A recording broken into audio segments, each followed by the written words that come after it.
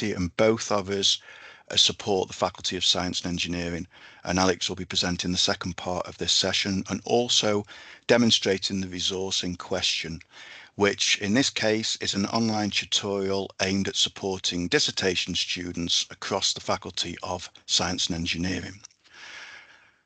So, in terms of introducing the resource, the demand for an online science and engineering dissertation support package originated from the Faculty Head of Education and the faculty's Delta Strategy Lead.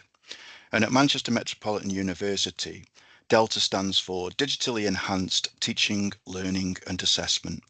And it's a strategic framework that facilitates the development of leading-edge, digitally enhanced approach to education that places the university's intellectual, physical and digital assets at the heart of the university's educational experience.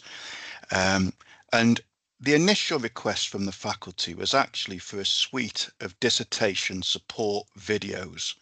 But Alex and I from the get-go questioned this approach. The head of education for the faculty explained that this was simply the approach the faculty had always taken with other support resources. And Alex and I expressed concern about the potential level of student engagement with video content only. And we instead suggested an Articulate Storyline 360 resource, which we felt would offer more of an active learning experience, and it would be less of a passive learning experience than watching a suite of videos. We realised that you can put some engagement and some active learning elements into videos, but I think it's fair to say it's relatively limited, certainly in our experience. Now, very importantly, Manchester Metropolitan University's library service employs a learning development technologist, and clearly a role like this really helped to facilitate the development of an Articulate Storyline 360 tutorial.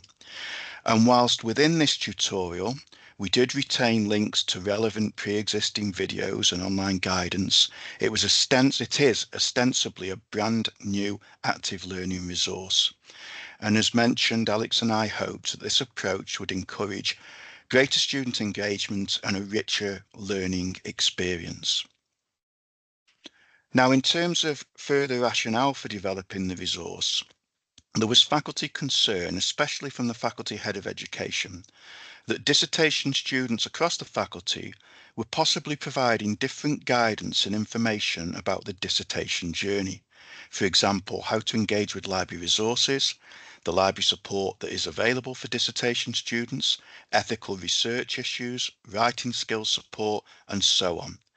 And not only was the task of explaining dissertation support being duplicated between tutors and taking up their valuable time, but it was also likely that different tutors may have varying degrees of understanding about the current support and guidance available to dissertation students, and this of course in turn could lead to inconsistent messaging. We felt that it was very important that our dissertation students in the faculty had ease of access to current information that was consistent for all of those dissertation students across the entire faculty. In terms of other key stakeholders, it's important to note that the library's contribution to this resource was envisaged as being one component of a much wider support suite of materials. And again, aimed at science and engineering dissertation students at all levels where dissertations are undertaken. And this comprehensive support package was also due to include guidance from the university's study skills team, because at Manchester Met, study skills and the library are in two separate teams, we're not a converged service.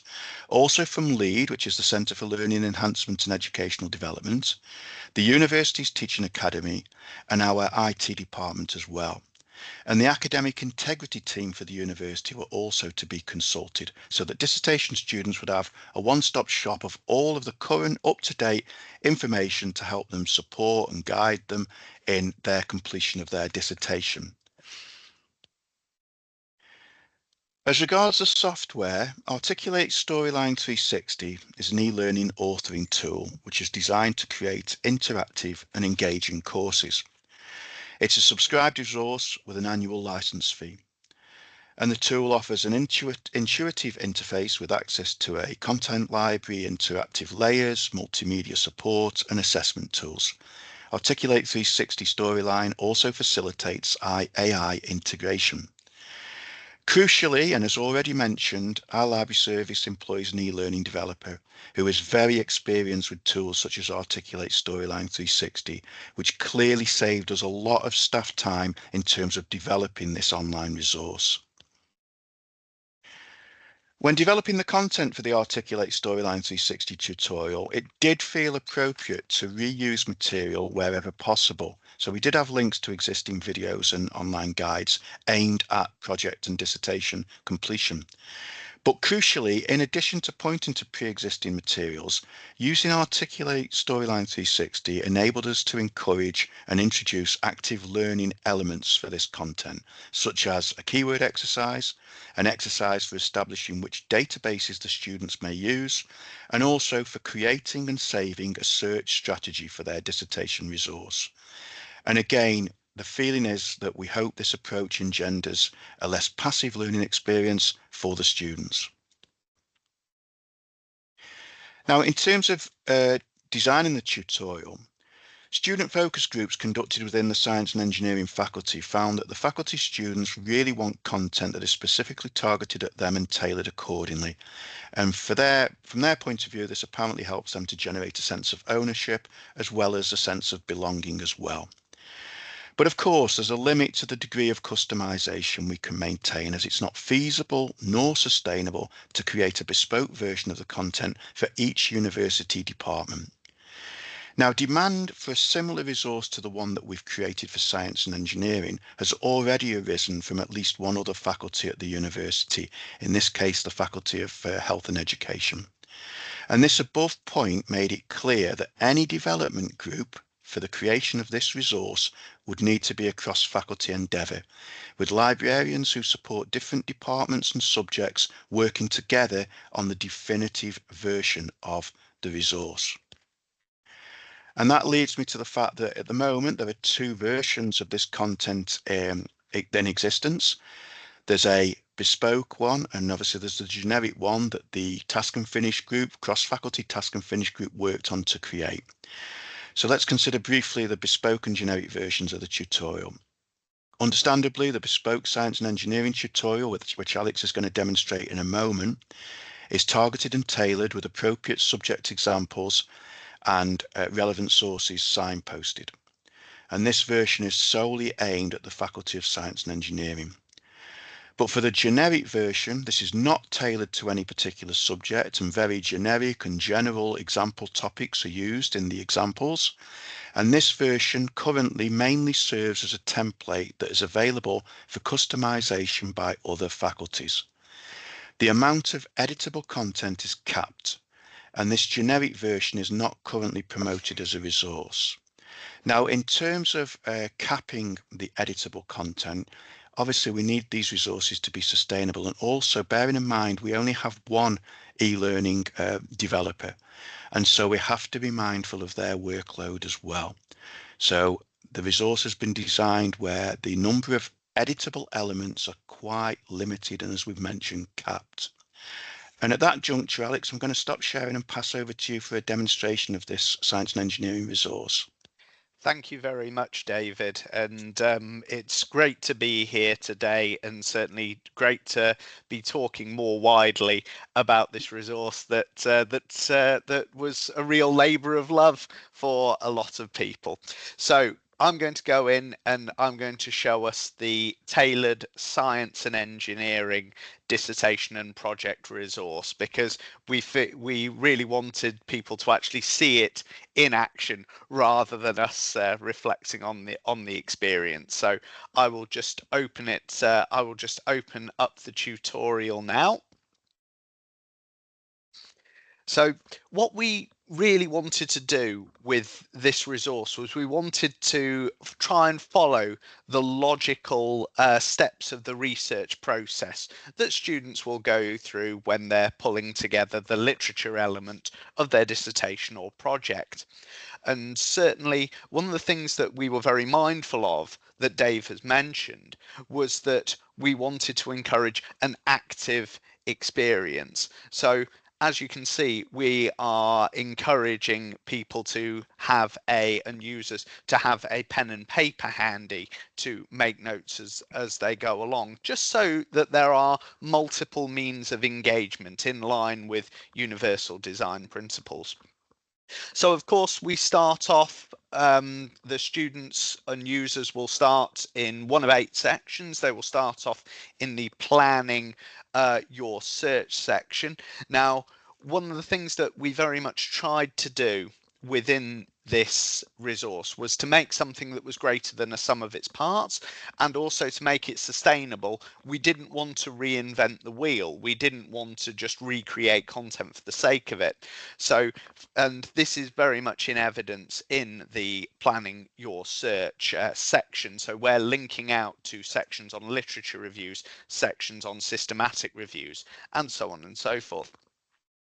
So then students and users advance through to your research question. So again, we're not linking out to any other resources in this page, but what we are doing is we're pulling together some general guidance that was pulled together and written by the cross-faculty team in order to give some very clear instructions and some clear guidelines on things like where are materials, do you need to run a scoping review, all of that good stuff. So we advance on to section 3, and of course I'm sure it comes as no surprise, being in a professional gathering of librarians, that we were very much highlighting the keyword and the keyword identification aspects within any kind of dissertation research. And in one of our examples of customization, we pulled in this little section here, very much encouraging students working in a science and engineering context to think about the things that would be particularly relevant for them, such as chemicals, laboratory equipment, software, and so on and so forth. And we also link out to a pre-existing worksheet about mapping keywords and a pre-existing example of a library video about how to search. So again, just this multiple means of engagement that we were talking about earlier.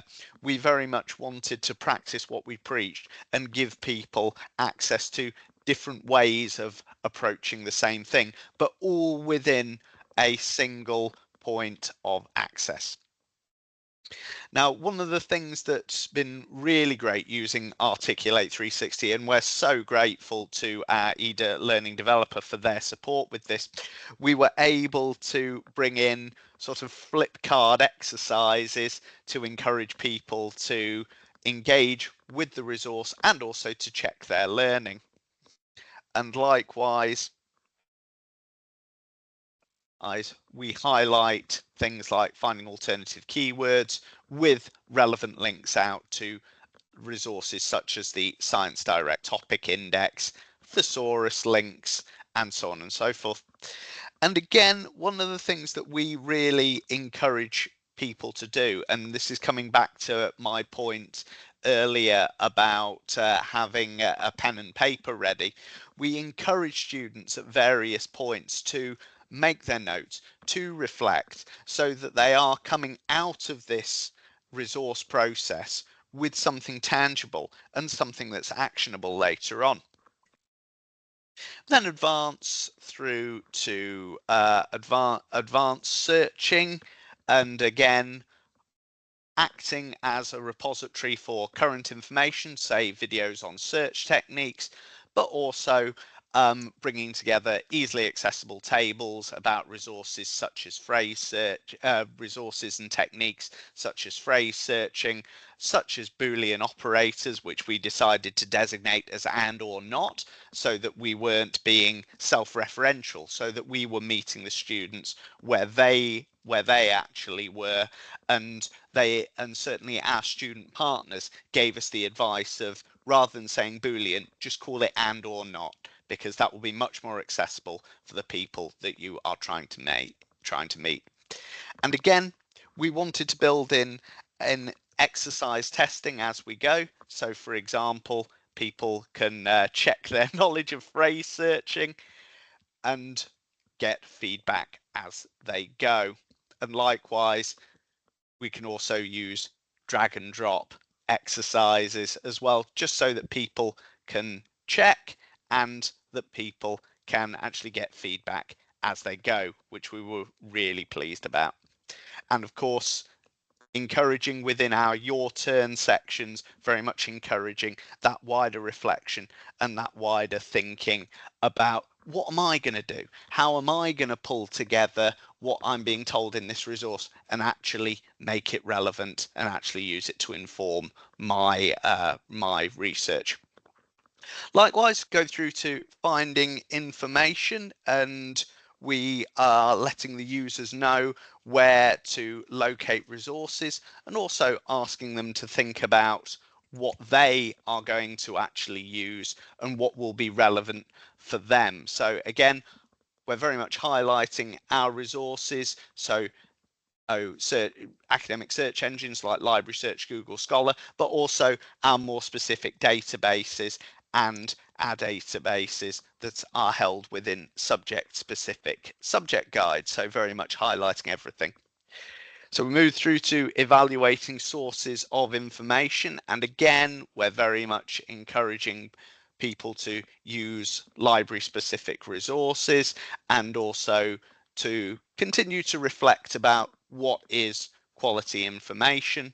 And again, we're using the functionality within Articulate 360 to pull to allow people to revisit old favourites like the CRAAP test. So again, we use various things in the check your understanding the your turn. Now, I think that the heart of this resource is very much the your search strategy. So we allow students to create and save a search strategy here, and they can enter their information like research questions, like alternative spellings, like academic search engines into here, and they can actually create a printable and savable PDF of a search strategy. So just to give you an indication of what this looks like, this is how it looks in practice. So we very much wanted to encourage people to have a go and actually have something that came out at the end that they could then take away and then use as a sort of action plan, as it were. Right, I am going to go back into my slides and we'll talk a little bit about our experience and the usage of this resource over the years. Now, this academic year, the science engineering resource, we've had about 84 users. Now, when you consider there are well over 2,400 full-time dissertation students at level 6 and level 7, this represents about 3.4% of the potential numbers of students undertaking their dissertation at the given time this year. Now, we could be disappointed about that, but I think for me, my feeling is we've got to start somewhere. Clearly, it's a slightly underwhelming total, but of course, Rome was not built in a day, and our faculty head of education did not feel too disappointed. So what we're going to focus on is positive steps going forward. So Articulate 360 only provides usage data in Excel output, and although there have only been 84 users of the resource, all of our departments within the faculty have been represented. Unfortunately, the total time each individual has spent on the resource is not captured, but there are start and last day access date details, and engagement with the resource is not currently scored or marked, so we think maybe this might be a factor in why the usage might be slightly lower than we thought.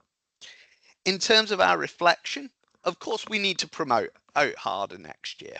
And the faculty head of education very much feels that we could promote this differently, but of course we are working with something new. So going forward, we will change our working styles accordingly. So for example, in 2025-26, we very much want to encourage all relevant module leaders for dissertations to highlight the resource. And we also want to consider offering RISE points for engagement as well. And RISE is the university's study skills development and employability initiative. And it's got an online study platform designed to help students get more out of their user experience.